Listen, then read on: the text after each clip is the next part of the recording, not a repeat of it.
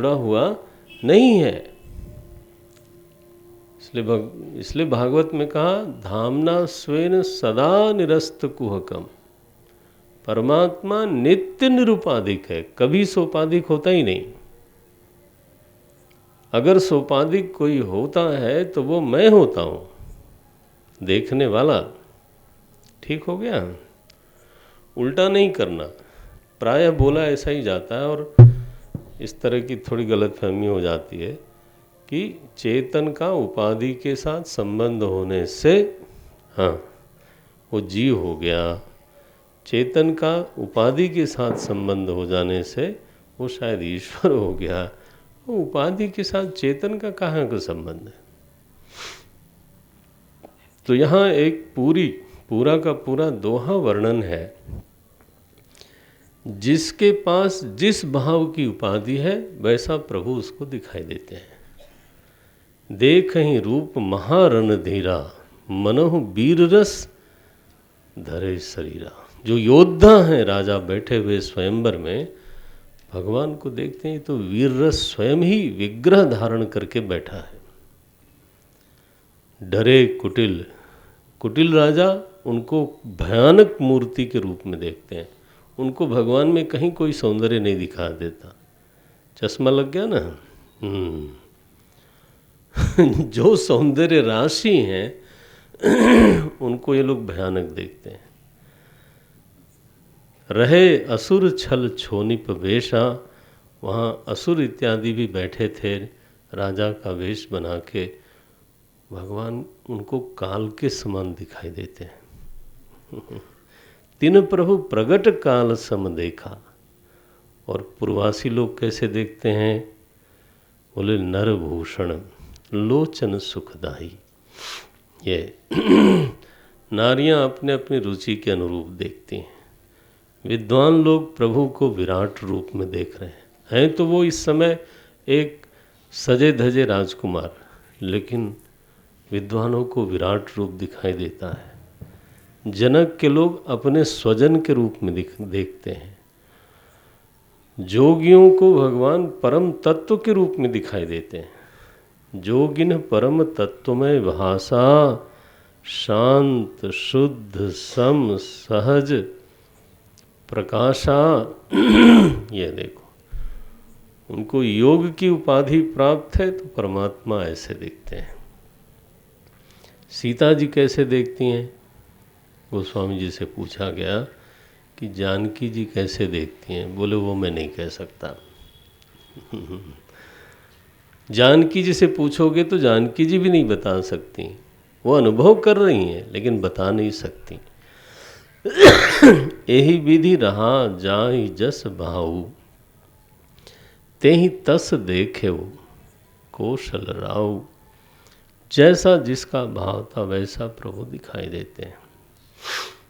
आपको ये कथा है, लेकिन अगर आप मांडुक्य में जाओगे कारिका में तो वो पंक्ति आती है,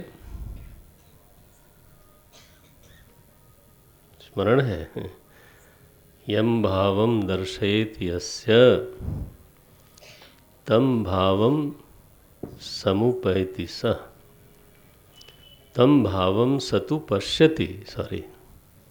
यम भावम दर्शयेत यस्य तम भावम सतु पश्यति। ये कारिका का है, वो देखो यहाँ। इसलिए गोस्वामी जी की पंक्ति चाहे जिस प्रसंग में हो बहुत ध्यान से पढ़ना चाहिए। वो बीच में जरूर डाल देते हैं ऐसी चीज़। बोले जो जिस भाव को लेके बैठा है, परमात्मा ऐसा निर्धर्मक है, ऐसा शुद्ध है कि वो उसी भाव से रंगा हुआ दिखाई देने लगता है। तो आज स्वयंवर में परमात्मा रंग भूमि में लोगों को अलग अलग दिखाई देते हैं। जब विश्वामित्र जी पहुँचे, जनक जी ने अगवानी की और उनको पूरी रंगभूमि दिखाई, धनुष दिखाया। और फिर विश्वामित्र जी ने एक टिप्पणी की, भली रचना, जनक तुमने जो आयोजन किया है ये बड़ा ही सुंदर आयोजन है। तो जनक जी को लगा इससे बड़ा कोई रिवार्ड हमको नहीं मिल सकता था। आनंद मग्न हो गए, ले गए हैं उनको आसन पर बैठाया। सब मंचन ते मंच एक, सारे मंचों से ऊंचा एक मंच है, उस पर भगवान को विराजमान कराया। ये 244वां दोहा है। सब मंचन ते मंच एक, सुंदर विशद विशाल, मुनि समेत दो बंधु तह, बैठा रे महिपाल। तो बड़े मंच पर विश्वामित्र जी, मुनि लोग, भगवान राम, श्री लक्ष्मण जी विराजमान हुए। बंदियों ने महाराज जनक की प्रतिज्ञा को वहाँ पर उद्घोषणा करी कि जो भी इस धनुष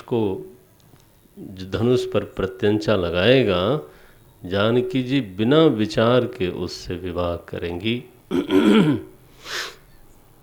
अब तो महाराज राजा लोगों को बड़ी जल्दी थी कि कोई पहले ही ने तोड़ जाए। हाँ, कोई नंबर तो लगा नहीं है, 2, 4, 10, 20, 50 धनुष है नहीं, एक ही धनुष है। अब पता चला कि मेरा पहले वाला तोड़ गया, मैं भी तोड़ सकता था। तो बस वो आपस में धक्की मुक्की शुरू हो गई, मैं जाऊंगा पहले, मैं जाऊंगा पहले। और बड़ी बड़ी बातें करके निकलते हैं सब। यहाँ लिखा है कोई सती मन वाली स्त्री हो तो जैसे कामी के वचन से उसका मन हिलता नहीं, ऐसे वो धनुष इन अभिमानियों से बिल्कुल हिलता नहीं। ये देखो स्त्री का कितना मन है, सती मन का कैसा आदर किया है। ये 250 दोहे के बाद दूसरी पंक्ति लिखी गोस्वामी जी ने। डगई न शंभु सरासन कैसे, है ना, मिला। डगई न शंभु सरासन कैसे, कामी बचन सती मन जैसे। ये धनुष मानो सती का मन है, कामी के वचन से वो हिलता नहीं। ये राजा लोग तमकी उठते हैं। ओहो, एक बार तो अपना विचार ही नहीं किया, 10,000 राजा इकट्ठे ही बोले चलो तोड़ते हैं मिलके। अब ये नहीं सोचा कि 10,000 लोग अगर प्रत्यंचा चढ़ा देंगे तो विवाह किससे होगा। बोले वो बाद में निपट लेंगे, पहले तो इसको प्रत्यंचा लगाओ। जब कुछ नहीं हुआ तब महाराज जनक बड़े उदास हुए। बोले मैंने तो इसलिए प्रतिज्ञा की थी कि मेरा विश्वास था कि धरती कभी भी वीरों से खाली नहीं होती है, लेकिन आज मुझे ऐसा लग रहा है वीर विहीन मही में जानी। अब लगता है कि धरती पर कोई वीर बचा नहीं। रहु चढ़ाओ तोरब भाई, इतना शोर कर रहे थे तुम लोग बैठ के कि अभी हम प्रत्यंचा चढ़ाते हैं, अभी तोड़ ही देंगे। लगता है कि जानकी जी का विवाह भगवान ने लिखा ही नहीं। जनक बचन सुनि सब नर नारी, देख जानकी ही भय दुखारी। लोग जानकी जी की ओर देखते हैं, मिथिलावासी, कि अरे देखो ऐसा हो गया इनके साथ। जनक जी अपनी प्रतिज्ञा छोड़ते नहीं तो वर तो सामने ही बैठा है। जनक जी की बुद्धि को जरा भगवान ठीक करो।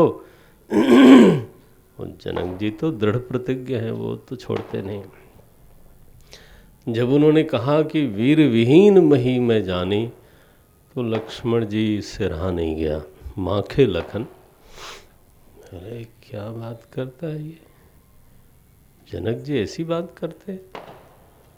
रहा नहीं गया तो भगवान को प्रणाम करके बोले, प्रभु मैं कोई अभिमान की बात कर नहीं करता, मैं अपना स्वभाव बोलता हूँ कहूँ स्वभाव न कछु अभिमानो। अगर आपका अनुशासन मिले तो इस धनुष में क्या रखा है, इसको उठा के मैं 100 योजन दौड़ूंगा, इस ब्रह्मांड को घड़े की तरह फोड़ सकता हूँ। रघुवंशियों में कोई भी अगर होवे तो ऐसी वाणी किसी को बोलनी नहीं चाहिए। और अगर मैं ऐसा नहीं कर सका तो धनुष बाण फिर से हाथ में नहीं लूँगा। लखन सकोप बचन जे बोले। लक्ष्मण जब क्रुद्ध होकर के ऐसा बोलते हैं तो जानकी जी को तो बड़ी प्रसन्नता हुई। ये कोई तो है, बोलने वाला है, आखिर हमारा भविष्य में होने वाला देवर है भाई। तो वो सामने आना ही चाहिए। रघुपति कीरति विमल पताका, दंड समान भयउ जस जाका। लक्ष्मण जी का तो चरित्र ही है भगवान की यश पताका फैलाने के लिए दंडे की तरह। तो पहले ही प्रकट हुए, बोले क्या बात करते हैं जनक जी, आपको ऐसे बोलना नहीं चाहिए था। हम लोग विद्यमान हैं और रघुवंशियों की मणि यह विद्यमान है, और फिर आप ऐसा बोलते हो। भगवान को भी मजा आया, बोले चलो कोई बात, किसी ने तो इनको प्रसाद दिया ही। इशारा किया, बैठ जाओ लक्ष्मण बैठ जाओ। तो लक्ष्मण जी का क्रोध हमेशा भगवान के अधीन रहा करता था। सयन ही रघुपति लखनु निवारे, तमतमाए हुए थे, लेकिन लक्ष्मण जी ने जैसे, राम जी ने जैसे ही इशारा किया एकदम बैठ गए। अब मंच बिल्कुल बन गया है। विश्वामित्र जी महाराज बैठे हैं, सारे राजा थक हार के बैठे हैं। लिखा है राजा श्रीहत हो गए, किसी के चेहरे पे तेज नहीं है। श्रीहत भय जोग उपहासी, ये राजा लोग श्रीहत हो गए, उपहास के लायक हो गए। कैसे? दृष्टांत क्या है? बोले जैसे, ध्यान रखना ये हमारे लिए है, जैसे बिन विराग सन्यासी। ये उपमा कैसी दी है। सन्यासी में वैराग्य न हो तो उपहास के लायक, तब उसको सन्यास नहीं लेना चाहिए था। ऐसे ये राजाओं का हाल है। उपमा देते देते गोस्वामी जी ने धीरे से लगा दिया ऐसा। हाँ और क्या, सावधान रहना भाई। श्रीहत भय जोग उपहासी, जैसे बिन विराग सन्यासी। बोले ऐसे सारे शांत बैठे हैं उस समय, और जनक जी महाराज बिल्कुल निराश क्षुब्ध होके बैठे हैं। उस समय वीरवाणी प्रकट हुई लक्ष्मण जी की, एक माहौल बदला। उस समय विश्वामित्र जी को लगा अब बोलना चाहिए। विश्वामित्र समय शुभ जानी, 253 दोहे के बाद 5वीं पंक्ति है।